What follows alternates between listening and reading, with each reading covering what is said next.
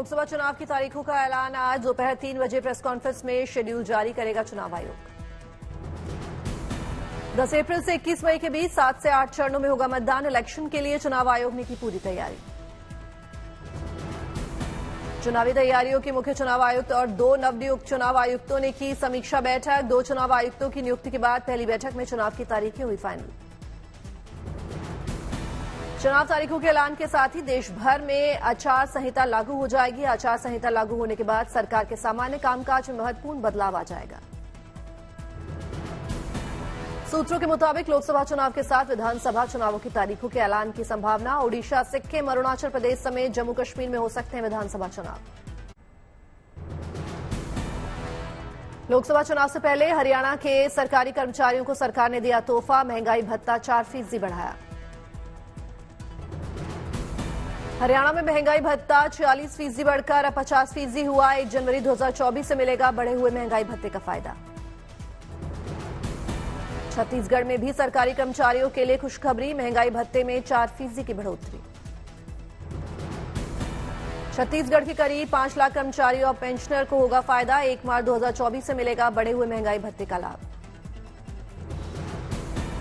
MP सरकार ने भी बढ़ाया 4% महंगाई भत्ता। 46% हुआ डीए। करीब 7.5 लाख कर्मचारियों को फायदा। 1 जुलाई से 2023 से मिलेगा बढ़े हुए महंगाई भत्ते का फायदा।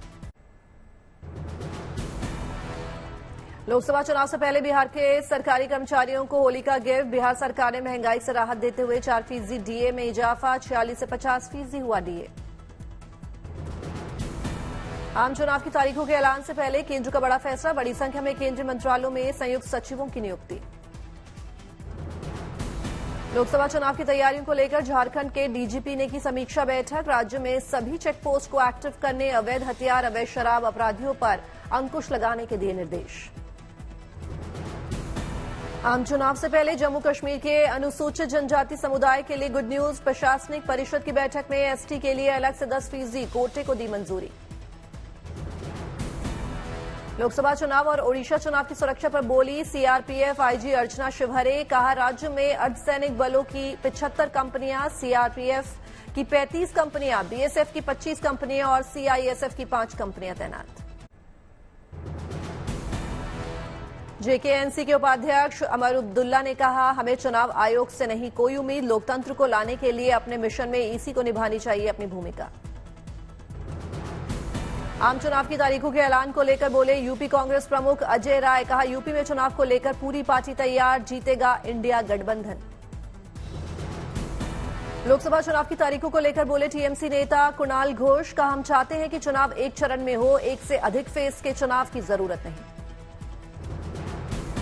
आम चुनाव की तारीखों के ऐलान को लेकर बोले कांग्रेस नेता पवन खेड़ा। कहा बीजेपी ने चुनावी बॉन्ड के नाम पर की हजारों करोड़ों की लूट। पीएम के मुंह से कैप्शन करप्शन की बात सुन आती है हंसी। दिल्ली सरकार में मंत्री सौरभ भारद्वाज ने बीजेपी को घेरा। कहा चुनावी बॉन्ड ने बीजेपी को किया बेपर्दा। इस चुनाव में चुनावी बॉन्ड से होने वाला है बड़ा असर।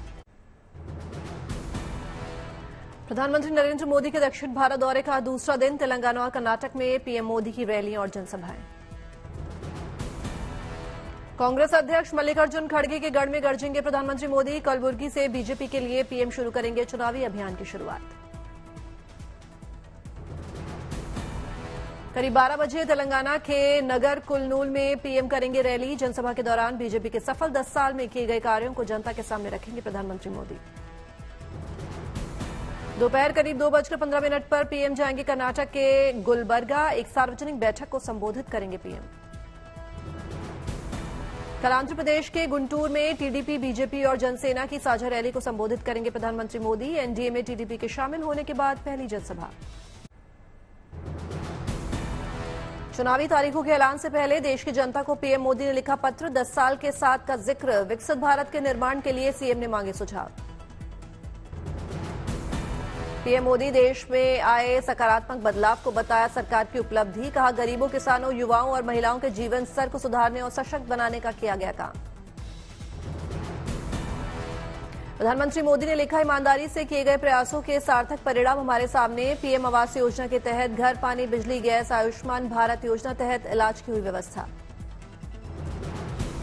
जनता के विश्वास और समर्थन को लेकर पीएम ने लिखा, जीएसटी लागू करना, 370 समाप्त करना, 3 तलाक पर नया कानून, नारी शक्ति नंदन अधिनियम, नए संसद भवन का निर्माण जैसे ऐतिहासिक फैसले लिए गए। जन भागीदारी और जन सहयोग को पीएम ने बताया लोकतंत्र की खूबसूरती। 140 करोड़ जनता से विशेष रिश्ते का किया जिक्र। आपके विश्वास सहयोग से देश हित में बड़े कदम उठाए गए। इंडिया टुडे कॉन्क्लेव में गृह मंत्री अमित शाह ने खुलकर दिया सभी ज्वलंत मुद्दों पर जवाब। चुनावी बॉन्ड पर कहा, 303 सांसदों वाली पार्टी से ज्यादा विपक्ष को मिले बॉन्ड। अमित शाह ने कहा, पहले था पारदर्शिता का अभाव, सियासी दल लेते थे कैश में चंदा, पहले तो कभी नाम सामने नहीं आए, बॉन्ड के चलते नाम सामने तो आए। चुनावी बॉन्ड का बचाव करते हुए गृह मंत्री शाह ने कहा, देश में काले धन को खत्म करने के लिए लाया गया इलेक्टोरल बॉन्ड। मैं किसी भी मंच पर किसी भी व्यक्ति से चर्चा करने के लिए तैयार हूं। इलेक्टोरल बॉन्ड ये भारतीय राजनीति में से काला धन समाप्त करने के लिए लाया गया। अमित शाह ने कहा, इलेक्टोरल बॉन्ड का पैसा काला धन नहीं है, ये कंपनियों के बैलेंस शीट में रिफ्लेक्ट होता है।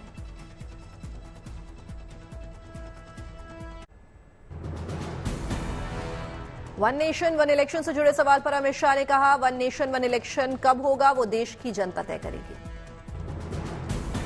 अमित शाह का दावा, चुनाव में बीजेपी 300 सीट पार करेगी, एनडीए 400 से ज्यादा सीटें जीतेगा। कहा, हमारे पास 10 साल का ट्रैक रिकॉर्ड, 25 साल का एजेंडा।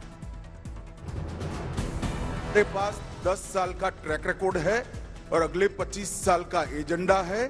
महान भारत की रचना का एजेंडा है, इसलिए जनता हमारा विश्वास कर रही है। बोलने से सीटें नहीं आई। ओबीसी को लेकर राहुल के हमले पर गृह मंत्री का पलटवार। कहा, राहुल को देश के ओबीसी पीएम नहीं दिखते, ओबीसी मंत्री नहीं दिखते, कांग्रेस ने कभी किसी ओबीसी को पीएम नहीं बनाया। सीएए पर शाह ने कहा, सीएए भारत का वादा था, मोदी सरकार ने पूरा किया, इससे किसी की नागरिकता नहीं जाएगी, शरणार्थियों को अपमानित करना ठीक नहीं। बिहार में नीतीश मंत्रिमंडल का हुआ विस्तार, बीजेपी ने 12, जेडीयू ने 9 नेताओं ने ली है शपथ। आज होगा मंत्रालय का बंटवारा। रेणु देवी, मंगल पांडे, नीतीश मिश्रा, नीरज बबलू बने मंत्री, अशोक चौधरी, लेसी सिंह और मदन साहनी भी बने मंत्री। नीतीश कैबिनेट की बैठक में 108 एजेंडे पर लगी मोहर। उप मुख्यमंत्री सम्राट चौधरी ने कहा, 2029 में एक देश एक चुनाव होगा। सीएम नीतीश के गृह जिला नालंदा के राजगीर में इंटरनेशनल एयरपोर्ट बनाने के प्रस्ताव पर मोहर। भागलपुर एयरपोर्ट का होगा जीर्णोद्धार, बड़े शहरों के पास टाउनशिप बनाएगी सरकार। बिहार सरकार ने 2 नेताओं की बढ़ाई सुरक्षा, जेडीयू के सांसद संजय कुमार झा को दी गई जेड कैटेगरी की सुरक्षा। हम के प्रदेश अध्यक्ष और विधायक अनिल कुमार को दी गई वाई कैटेगरी की सुरक्षा। पुंछ और राजौरी को कश्मीर से जोड़ने वाली मुगल रोड को खोलने का काम तेज, सड़कों से लगातार हटाई जा रही है बर्फ। तिरुवनंतपुरम में सीपीओ उम्मीदवारों ने पुलिस कांस्टेबल के खाली पदों को लेकर किया प्रदर्शन, जल्द से जल्द सीटों को भरे जाने की रखी मांग।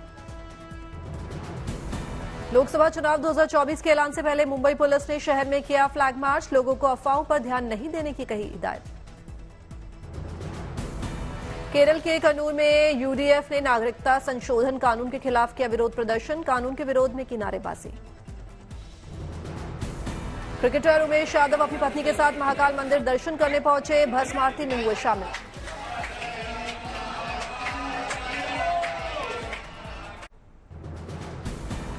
असम के मुख्यमंत्री हिमंता बिस्वा शर्मा ने अरविंद केजरीवाल पर साधा निशाना, कहा, दिल्ली में मोहल्ला क्लिनिक के नाम पर हुआ है धोखा। एनआरसी और सीएए को लेकर दिए गए हिमंता बिस्वा शर्मा के बयान पर ओवैसी ने उठाया सवाल, कहा, 12 लाख हिंदुओं की सोच रहे हैं, 1.5 लाख मुसलमानों का क्या होगा। समाजवादी पार्टी की नेता डिम्पल यादव ने नागरिकता संशोधन कानून को लेकर किया कटाक्ष, बोली, अहम मुद्दों से लोगों का ध्यान हटाने के लिए लाया गया कानून। बैलेट पेपर से चुनाव कराने के पक्ष में बोली डिम्पल यादव, कहा, बैलेट पेपर पर लोगों का भरोसा, उसमें कोई चीटिंग नहीं कर सकता। जोधपुर में केंद्रीय जल शक्ति मंत्री गजेंद्र सिंह शेखावत ने पूर्व सीएम अशोक गहलोत पर साधा निशाना, कहा, संजीवनी केस का झूठ फैलाने वालों को मांगनी पड़ेगी माफी। देवघर में पंडित धीरेन्द्र शास्त्री ने बैद्यनाथ धाम मंदिर में की पूजा अर्चना, प्रवचन सुनने के लिए उमड़ी लोगों की भीड़।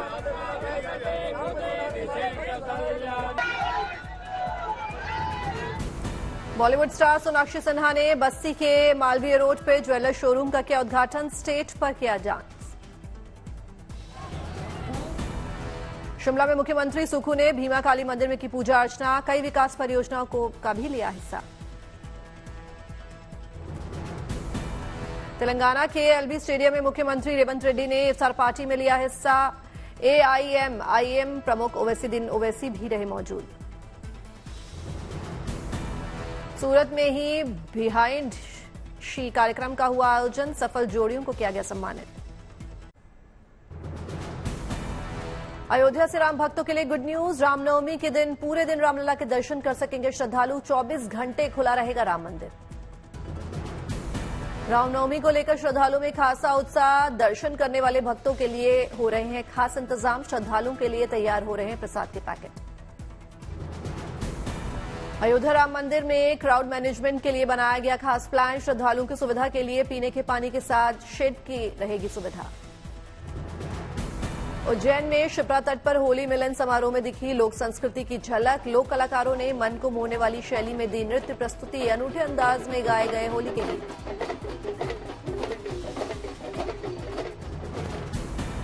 कलाकारों ने बजाया ढोल मंजीरा और नगाड़ों के साथ डमरू, भगवान नटराज के भेष में नजर आए कलाकार, रंगों में सराबोर झूमती नजर आई महिलाएं।